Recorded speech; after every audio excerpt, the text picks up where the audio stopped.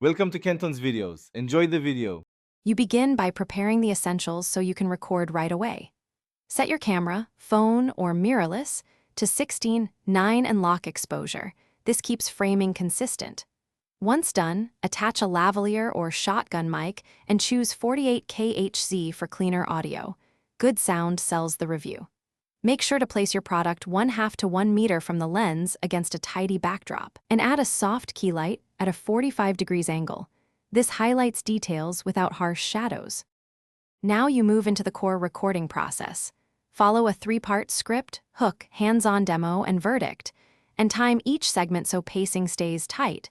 For example, 30 seconds, 2 minutes, 30 seconds. Once you film the main takes, capture B-roll from 3 angles with close-ups on branding and key functions.